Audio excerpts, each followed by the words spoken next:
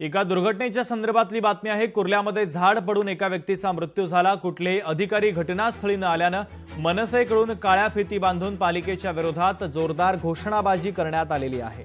अत्यंत महत्त्वाची बातमी आपण पाहतोय। कुर्ल्यामध्ये झाड कोसळलं, यामध्ये एका व्यक्तीचा मृत्यू झाला, मात्र कोणतेही पालिकेचे अधिकारी या घटनेकडे फिरकले नाही, त्यांनी दुर्लक्ष केलं।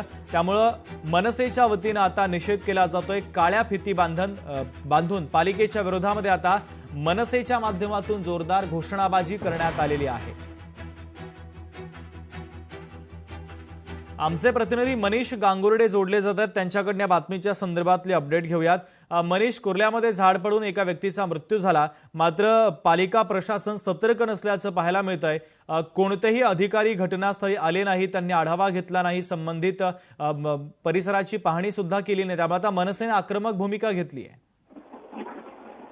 नक्कीच आपण शुभम बघितलं तर ह्याच चेंबूर झालं, चेंबूर नंतर टाकेनाका परिसर झाला ना आता कुर्ला, सातत्याने झाडं पडल्याच्या घटना ह्या वाढतात आणि त्यामुळेच कुठेतरी आजही खूप पाऊस पडल्याच्या नंतर एक झाड कुर्ल्यामध्ये पडलंय।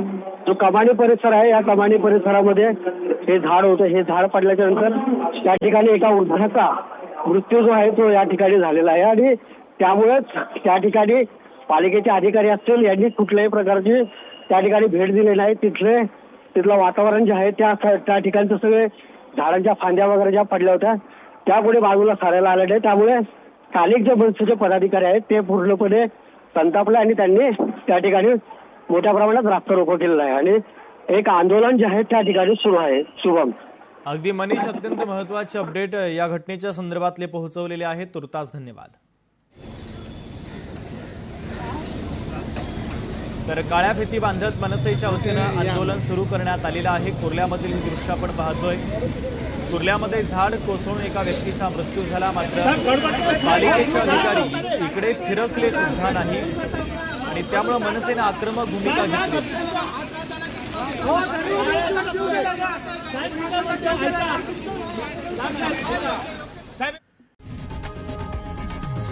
लोकशाही मराठी ऐका, पहा, जागरूक रहा।